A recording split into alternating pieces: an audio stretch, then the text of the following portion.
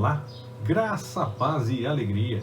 Na porção de hoje, recomendada para a leitura da Bíblia em um ano, no plano sequencial, Lucas, do capítulo 16 ao capítulo 18, Jesus dá muitos exemplos a respeito de comportamentos para comparar com a forma como nós devemos viver, também com a forma como o Senhor age e, claro, como entrar no reino. As pessoas podem elogiar a sagacidade de alguém, o jeitinho, e quando o que for feito for algo que não contrarie o certo, a lei, o que é correto, tudo bem. Mas há situações que esse jeitinho apenas mostra uma falta de fidelidade da pessoa. Falta de fidelidade no pouco, naquilo que às vezes é muito pouco e tenta dar um jeitinho para resolver. Quando nós buscamos uma solução de fato, fazer um ajuste sem ir pelo caminho do erro, isso sim pode ser muito interessante. Mesmo que seja para fazer de um jeito diferente, mas sem ir pelo caminho do erro, tudo bem, não tem problema. Mas muitos dos ajustes que são feitos mostram que nós queremos apenas driblar a lei e fazer de outra forma que o jeito que seria certo, ou de uma outra forma que até fosse certa, para apenas fazer o errado sem ter punição. Ou se a punição vem, reagir diante dela, tentando tirar da própria consciência que errou e dizer que na verdade o erro é de quem puniu, de quem trouxe uma multa ou qualquer coisa assim, quando na verdade aquilo é sim devido porque a pessoa fez algo errado diante do que estava proposto como certo. Eu não gosto da ideia da indústria da multa. Se a minha rua prevê que eu posso andar a 50 por hora, eu tenho que andar no máximo a 50 por hora nela. Se eu passo dos 50 por hora, eu estou indo contra o que está definido, contra o que uma autoridade definiu, que é a velocidade máxima. A autoridade permitiu que uma pessoa fizesse os estudos e essa pessoa tinha legitimidade dada pela autoridade para poder tomar aquela decisão. Eu estou indo contra a autoridade, numa coisa boba. Quer mais pouco do que isso? Ser fiel no mais pouco do que isso?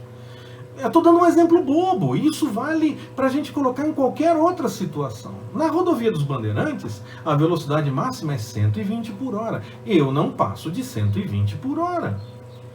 Se acontecer de eu andar acima dos 120 na Bandeirantes, ou acima dos 50 na rua da minha casa, eu posso ser multado. E não será a indústria da multa e não será errado, porque eu fui contra a regra estabelecida. Nada vai me fazer pensar que o meu erro foi menor porque o outro está tentando me punir. É só eu fazer o certo.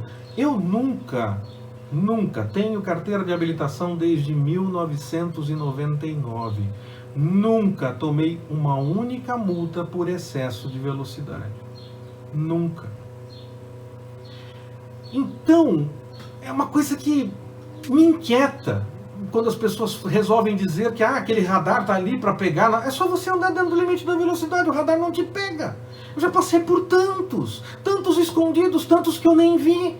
Nenhum me pegou. Por quê? Porque eu estou dentro do limite da velocidade. E se um dia eu passar por um radar acima do limite da velocidade, a culpa não é de quem deixou ele ali, a culpa é minha. Eu é que não devia ter passado do limite de velocidade. Simples assim. Eu tenho que ser fiel no pouco.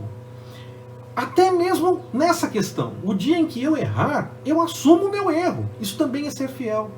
É você também reconhecer a sua condição humana de que também comete erros. E não jogar a culpa para o outro para tentar achar um jeitinho de, não, se eu passar aqui, se eu pisar no freio ali. Não faça isso. Seja fiel nesse pouco. É muito pouco. É uma bobagem tão grande obedecer a regra de trânsito. Obedecendo tudo na regra de trânsito. Com todas as revisões do carro em ordem. Ainda pode acontecer alguma coisa errada. Imagina quando nós passamos de qualquer limite de revisões do carro, ou de velocidade, ou de qualquer outra questão de segurança que envolva a direção. Tomemos cuidado nesse pouco, sejamos sim fiéis nesse pouco. Né? Quando é uma boa sacada, quando é uma boa ideia que a pessoa tem, legal. Quando é uma ideia legal e que não seja para fazer algo errado, para contrariar a norma, ótimo. Agora, se é para simplesmente contrariar a norma, misericórdia. Nós temos que tomar cuidado com esses ajustes que são defendidos por muitos. Há alguns que podem sim ajudar a resolver um problema de uma forma diferente sem ir pelo caminho do erro. Esses são ótimos, principalmente se facilitarem. Mas não será solução de fatos de um problema se o que for feito for pelo caminho do erro. Se tentar esconder o que fez errado. Podem até dizer que o mundo é dos espertos, como diz o ditado, não é isso? O mundo é dos espertos, o sol nasce para todos, mas a sombra é só para os mais espertos. Isso aí. Mas esses não estão seguindo a vontade do Senhor quando fazem o esperto indo pelo caminho errado. E como diz Provérbios que é na sabedoria, no temor do Senhor, nós temos o princípio da sabedoria. Temer ao Senhor é obedecer aquilo que Ele tem como melhor e fazer a vontade dEle. Se você está fazendo errado, você não está mostrando sabedoria, não é esperto coisa nenhuma, pelo menos do ponto de vista da Bíblia. Então, nós temos que tomar cuidado com essas coisas, com esses ditados, com essas expressões, com essas coisas que parecem resolver todos os problemas, mas na verdade estão nos empurrando para um abismo muito maior, onde nós entramos em problemas muito sérios. Eu disse que são coisas pequenas, coisas poucas, coisas que parecem bobagem. Obedecer a regra de trânsito é muito pouco. Se você não é fiel no muito pouco, se você não é fiel no pouco, como é que pode esperar ser colocado sobre o muito? Seja fiel, seja obediente à vontade do Senhor. O Senhor não colocou, não permitiu que a autoridade tomasse aquela decisão, porque não foi contra o que o Senhor permitiu. Ele não deixou a autoridade livre para tomar a decisão que quisesse e depois... Não, o Senhor permitiu que as coisas fossem daquele jeito. Obedeça a lei, pague seus impostos, pegue a nota fiscal, não fique dando jeitinho, não fique tentando acertar as coisas do jeito que o mundo parece oferecer a melhor solução. Não faça isso, seja fiel nesse pouco, para que você possa ser colocado no muito que o Senhor tem para você. Quantas vezes nós falamos uma verdade e as pessoas fazem chacota daquilo que nós falamos para tentar tirar a atenção daquilo que foi realmente dito, porque na verdade elas querem outro assunto, dizer outras coisas, e esse encaminhamento acontece muitas vezes. Começamos um assunto e aí alguém vem e desvia o assunto com uma chacota, com um questionamento qualquer, que acaba desviando a atenção do assunto principal, mesmo que comece falando dele, mas desvia a atenção dele, muitas vezes mudando completamente o assunto. Mas as pessoas ou não notam ou até não querem notar, porque na verdade não gostaram mesmo do que estava sendo falado originalmente. Parece que os fariseus faziam isso muito com Jesus, não é verdade? E alguns seguem esse exemplo até os nossos dias. Devemos enfrentar os assuntos e não ficar fazendo chacota ou tentando desviar. Devemos realmente ter os assuntos em ordem, falar realmente as coisas como elas realmente são. Provérbios diz que nós não devemos ficar dizendo, mas foi só de brincadeira. Provérbios tem um texto que fala sobre isso. Nós já lemos. Existe um texto que fala exatamente sobre isso. Temos que tomar cuidado com essas coisas. Quando o texto chega na história do rico e de Lázaro, eu vejo claramente um exemplo, uma figura apenas. Algumas pessoas até interpretam literalmente e acreditam que aqueles detalhes apresentados confirmam literalmente como é a questão da eternidade. Mas para mim aquele texto mostra um exemplo, uma parábola, uma forma de dizer... Ainda que... Porque na verdade, ele quer nos dizer que ainda que tenhamos bons dias nesta vida, quando nós estamos distantes do Senhor, nós temos sofrimento de verdade. E mesmo que nós tenhamos dias muito duros e difíceis durante esta vida, se nós estamos buscando a vontade do Senhor, enquanto passamos por todas as coisas, nós temos consolo e refrigério. Eu entendo que, ao falar que mesmo que alguém ressuscite e venha dizer as informações, eles não iriam acreditar, É Jesus dizendo que os judeus seguiriam dizendo que acreditavam na lei e nos profetas, quando não interpretavam direito e nem acreditavam no fim, porque faziam coisas diferentes muitas vezes, e muitas vezes nem praticavam e tudo mais, apenas fazendo o que eles queriam realmente. E isso até mesmo depois da ressurreição de Jesus, que eles chegam a dizer que na verdade não aconteceu, que os discípulos é que roubaram o corpo e essa coisa toda. Pedro roubou o corpo de Jesus e mudou daquele cara que estava com medo de ser preso e morto para aquele cara que passou a dizer as coisas como se estivesse dizendo: podem me prender, eu agora sou diferente. Por uma mentira que ele próprio ajudou a inventar, eu não consigo entender. Algo aconteceu que fez Pedro mudar de opinião radicalmente e mudar de atitude radicalmente diante dos acontecimentos. Alguma coisa aconteceu e entendo que foi um encontro com Jesus ressuscitado. Não consigo ver de outra forma. Os entendimentos errados são levados para frente, infelizmente. Não tem como evitar, porque a capacidade humana é muito grande de acreditar apenas no que agrada mais, em vez de querer mudar diante do que está errado e buscar o acerto diante do Senhor. Só com o convencimento do Espírito Santo nós podemos virar esse jogo e mudar essa história. Mas mesmo que os entendimentos errados aconteçam e não tenha como evitar esse acontecimento por conta do coração humano, aquele que começa o ensinamento errado, essas pessoas podem ter um pouco mais de problemas. Todos terão dificuldades, mas aquele que começa com esse entendimento errado tem um pouco mais de problemas, pelo que o texto nos revela. O perdão está sempre na pauta para o cristão. Nós devemos praticar por ser a vontade do Senhor. Alguns dizem: não, perdoar é divino. Ai, Senhor, é divino, mas quando nós fazemos a oração dominical, a oração do Pai Nosso, nós dizemos em determinado momento: perdoa as nossas dívidas assim como nós perdoamos aos nossos devedores. Eu peço para Deus me perdoar da mesma forma que eu perdoo e depois eu digo que o perdão é só divino? O diabo está tentando aprontar alguma com essa história, você não acha? Então tome cuidado com isso. Tome cuidado com essas histórias. Nós temos sim que perdoar. E se nós dizemos para Deus nos perdoar da mesma forma que nós praticamos o perdão com relação àqueles que aprontam com a gente, é muito importante sim dedicar essa realidade, dedicar entendimento a essa realidade do perdão. Nós temos sim que praticar isso. Alguns ainda esperam, quando fazem as coisas de acordo com a vontade do Senhor, algum tipo de reconhecimento. Nós não devemos esperar por isso. Nem mesmo reconhecimento e nem mais algumas coisas boas porque estamos seguindo a vontade do Senhor. Nós já temos o melhor do Senhor, que é a salvação. Não é assim que Jesus nos ensina, que nós vamos ter mais um pouquinho de coisa boa, obedece mais um pouquinho que você vai ter um pouco mais. Não é assim.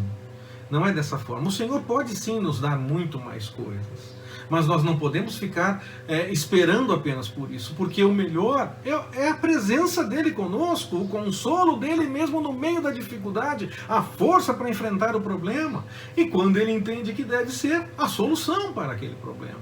O Senhor está conosco, esse é o maior presente. A salvação que temos é o maior presente. Não devemos esperar algo a mais, como se essas outras coisas são muito importantes. Busque o reino em primeiro lugar. Busque a justiça do reino, obedecendo as coisas, fazendo as coisas de acordo com a vontade do Senhor. E as outras coisas vão sendo acrescentadas.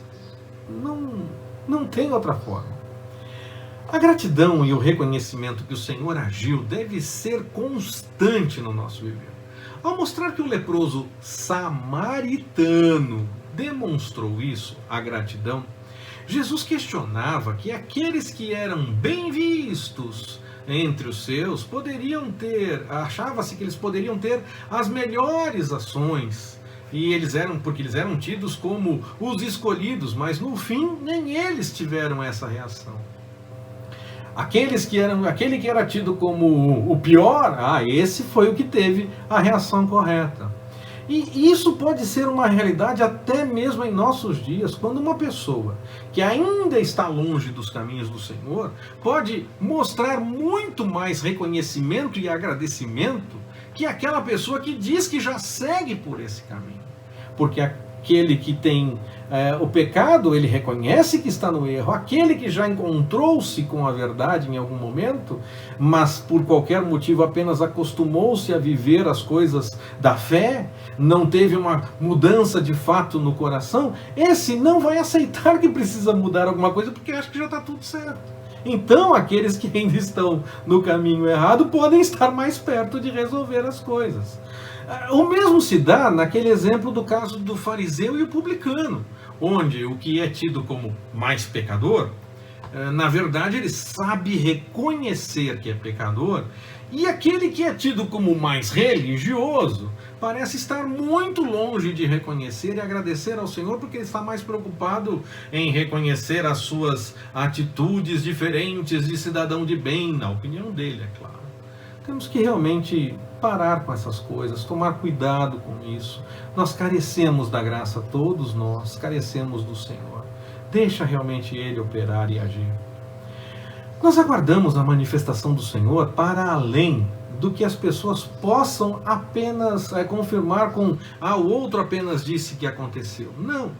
Não será um privilégio de alguns ver essa manifestação maravilhosa do Senhor. Todo olho verá. Aleluia. É para todos verem. O juiz iníquo não é uma comparação com Deus. Não é. Alguns fazem essa leitura, mas não é. O iníquo não representa Deus. Deus não é iníquo, misericórdia. Jesus chega a dizer isso literalmente, quando ele fala que se um juiz iníquo pode atender, então ele não está falando que Deus é esse, ele está usando o exemplo de que se um juiz iníquo pode atender uma causa, quanto mais o Pai que não é iníquo. Mas mesmo com Jesus dizendo isso com todas as letras, algumas pessoas fazem a comparação, como se Deus fosse esse juiz iníquo que acaba atendendo se fica insistindo. Misericórdia. Por isso eu insisto nessa interpretação. Deus não é iníquo. A simplicidade de uma criança deve ser sempre a nossa marca diante da esperança que nós temos no Senhor. Não devemos confiar em nossas próprias forças, nos nossos próprios bens, ou até mesmo em pessoas, ou poder, ou o que quer que seja. O Senhor direciona todas as coisas. Quer seja bens, quer seja pessoas, quer seja o poder, o que quer que seja. O Senhor direciona. Ele não direciona apenas aquele que você acha que é melhor. O Senhor permite a autoridade, que a autoridade tenha o poder naquele momento, gostemos ou não. Os primeiros cristãos possivelmente não gostavam da autoridade romana, mas o Senhor permitia a autoridade daqueles que eram a autoridade de Roma.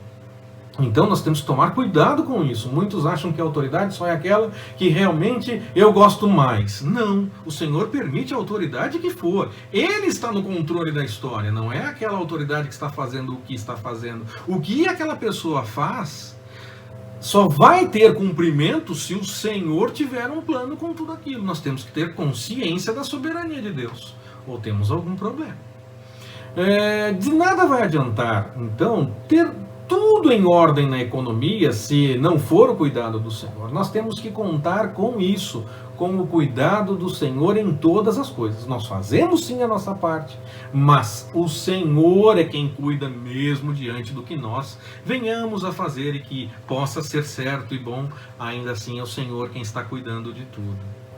E mesmo que tudo pareça estranho, o Senhor pode fazer cair o maná, não pode? Então Ele cuida de tudo. Nós fazemos sim a nossa parte, mas nós devemos reconhecer que o nosso melhor não é nada, o nosso melhor esforço não é nada. Nós devemos ter esse melhor esforço, mas isso não é nada se não for o cuidado do Senhor. Que Ele nos abençoe. Forte abraço, até mais, permitindo o Senhor.